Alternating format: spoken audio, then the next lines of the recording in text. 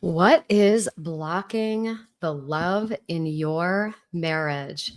Hello, and welcome back to my weekly episodes. On the show here, we are talking today about when you are in a really good marriage with a really great human, but you find yourself unable to receive, feel, embrace the love that your partner has to offer you, that your husband has to offer you. So that's what we were talking about. We're talking about why that's the case. What are some of the factors that impact this and actually get in the way of you being able to feel the love? So that's what we're covering. We're going to talk about some of that. And at the end, I'm going to have a special invitation for you. So stick around. If you are listening to this or watching this on one of my social media channels, leave me a message that lets me know that you were here. Put hashtag replay. If you're watching it live, say hello. And if you're listening on the podcast and you have any questions, feel free to send me a DM or an email. I would love to hear from you. Okay. So let's start with covering some of the basic reasons why this might be the case for you. And I'm going to talk about it both from a historical standpoint and also like developmentally, what happens in relationships pretty commonly for people. And then we're also going to discuss how this is pretty common for the high performing woman. Okay, so first off, past traumas and early experiences have an impact on the way you relate to your partner in your relationship. Now, you might say, well, in the beginning of our relationship, everything was fine, everything was great. And I'm going to address this from the standpoint of developmentally what happens in relationships as they progress. But first, let's just talk about the role of past traumas. And trauma is anything that caused your mind body system to become dysregulated. Trauma is in the eye of the beholder. So, what is traumatic for one isn't necessarily traumatic for the other. So, it's your felt experience of the event. So, if we think about childhood experiences, the ways in which you were treated as a kid absolutely influences your adult relationship. So there's a relational aspect there. But also from the age of 0 to 3, that is really when your nervous system is developing and it is shaped by the time you're 6 years old. Now, of course, it can be reshaped, which is why I do this work, because we can repattern, recondition, and reshape the nervous system.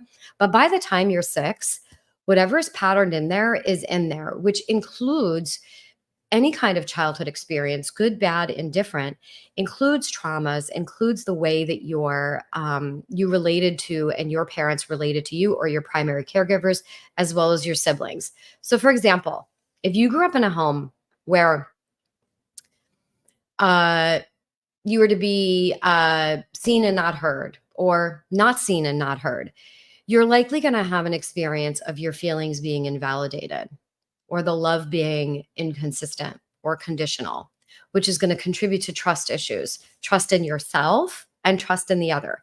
Everything is a two-sided coin when it comes to relationships. On the one side, it's the way we relate to ourselves, and on the other, it's the way we relate to another person. So when you develop trust issues, what's going to happen is that you're going to have a sense in your mind-body connection. So if we think about trust issues, we think about in the mind, it's a thought, right? I don't trust this, I don't trust that. But the reality is that that's patterned into our nervous system. And the lack of trust is going to be felt before it's going to be thought about.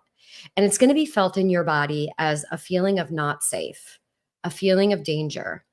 And the alarms are going to be going off.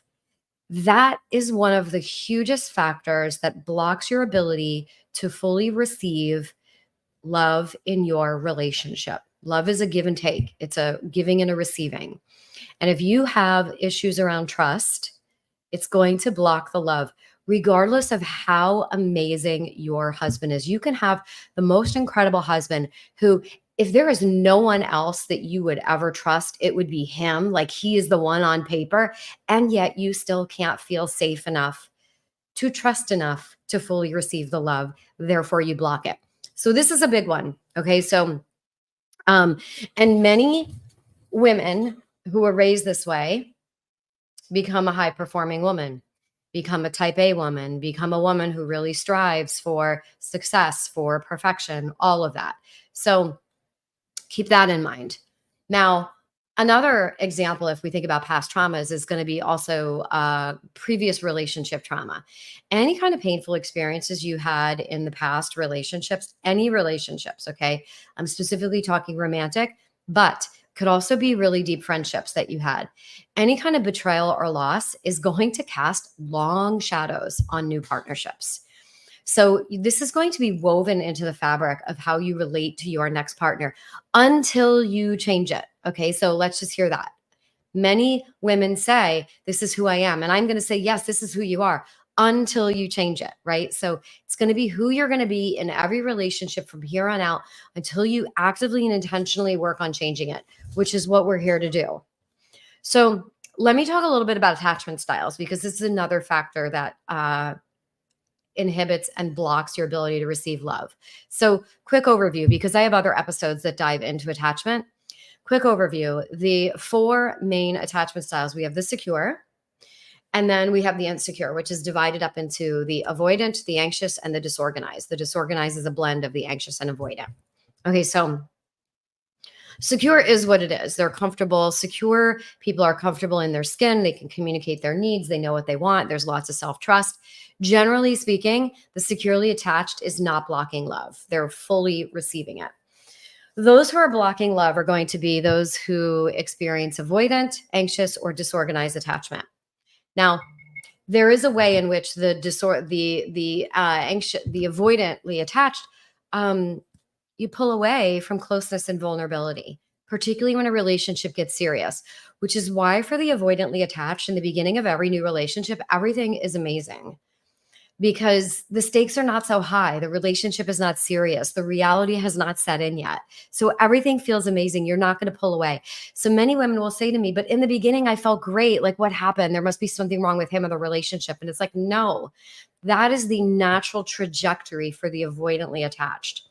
Now, I'm not going to dive too much into anxiously attached or disorganized attached, but clearly the anxiously attached woman is going to question and have a lot of doubt about the relationship, about her partner. And she is also going to have difficulty receiving the love and really trusting it. So if you are someone who is not securely attached, there are going to be trust issues: trust in the self, trust in the other, trust in the relationship. And so that is how that's going to manifest. Now, let me talk a little bit about the second stage of that happens in the second stage of any relationship. So in the beginning of the relationship, there is such a thing called the honeymoon phase. It's so intoxicating. This is where you're so magnetically drawn to your partner. Everything is amazing. Pretty much nothing they do bothers you. Now, from an evolutionary perspective, this stage of the relationship is critical, because if we didn't have this, people would not be getting together in the way that they are. Because if you saw someone's flaws and you started to worry about the relationship right from the get-go, the relationship wouldn't progress. So in any good relationship that is going to progress, there is always the honeymoon stage, which can last up to 2 years in many couples. What transitions you into the next stage of the relationship is going to be disillusionment or disenchantment. Now, what happens here during disillusionment and disenchantment is that the whole person comes into view. And this thrusts us into the reality of what it is going to be like to live this life with this person in this way. We see their flaws, we see all their negatives, we see them in reality, we see them for who they are, and we start to experience what it's going to be like to spend our life with this person. This is the point at which most people, if you are going to struggle with receiving love, it's going to start here. For some people, it starts before, but for the high-performing woman, this is really where it's going to start. Now, when you're at this point in the relationship, there's a crossroads, okay? So disillusionment or disenchantment, like, oh my gosh, this person, who are they? And can I really live with this person? I'm really worried. What does this say about them? What does this say about me that I'm attracted to someone like this? Are these differences reconcilable? How are we going to go on? All of these questions and doubts and second guessing start to contribute to you blocking the love. If the relationship is going to progress in a healthy, sustainable way, you have to be able to move through this stage by accepting the duality of the relationship, the light and dark, the good and the bad. In a healthy, functioning relationship, you harmonize your personality with someone else. You see this as an opportunity to learn more about love. They can teach you more about love and about yourself. You see this as an opportunity to really take and fully receive all they have to offer and allow the small things to drop off. Okay. Now, I'm not talking about big fundamental differences like you want kids and he doesn't. You want to be one religion and he wants to be another. We're not talking about that because those things get sorted in the first 6 to 12 months of a relationship. I'm talking that once all those things are sorted and now you are fully invested in this relationship and the full view of this person starts to come into your awareness. And now you're freaking out like, oh my gosh, did I make a mistake? Can I really do we really have the same values? That's what I'm talking about. In order to successfully move through this stage, you have to be able to accept the duality, the light and dark, the good and the bad of this relationship and of this person. And if you can't, then you are going to be stuck in a reality of questioning and second guessing your decision to be with this person. And that is precisely where we are talking about the person who is blocking love due to relationship anxiety. I am using that term as a catch-all because it's very nuanced and there's many aspects to it, which we don't need to get into. All you need to know is that if this is where you are and these are the questions you have, then that's what's going on. So, of course, there are other facets going on here in terms of your own previous anxiety that you might have. If you have a predisposition to anxiety, then it might start to manifest because you are someone who second guesses yourself or questions yourself. If you're also a woman who has difficulty listening to or tuning into your intuition, you're going to have a hard time knowing is this my gut reaction telling me that this is a wrong decision, or is this fear telling me that?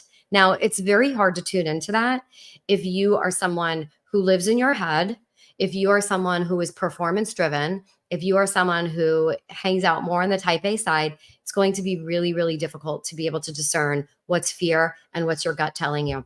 And this is the work that I do. This is the work that I help women. If you are a woman and you are in a marriage with someone like you knew he was the one when you first decided that you were going to take this relationship to the next level, you knew he was the one. He's an amazing man. He's an amazing provider. He's an amazing husband. You knew he'd be an amazing dad, and maybe he already is already.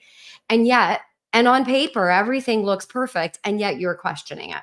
So this is the work that I do. And when you can start to create safety in your body and let your body know that it feels safe to receive the love and that these flaws and these negative parts of him do not mean anything about him or the relationship or the future of it, that is your mind playing tricks on you. And then we create the safety. You will stop blocking the love. You will stop second guessing and you will stop all of the doubt. And that is the work that we can do together. So if you have any questions about this, feel free to put them in the comments below if you're watching on any of my social media channels, or DM me, send me an email. All of those will be linked in the show notes. And for those of you who want to take this to the next level, my 7 days to get out of your head and back into your body so that you can receive the love is available. That will be in the show notes for you, or you can DM me or email me. It's $49. This program is designed to be repeated.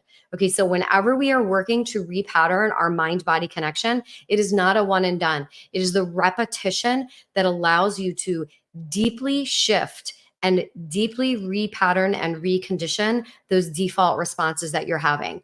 So you work through this program and you work it through again and again at a deeper and deeper level, and you start to regulate and rewire your mind-body system so that you can feel safe, so that you can actually feel the love and stop blocking it.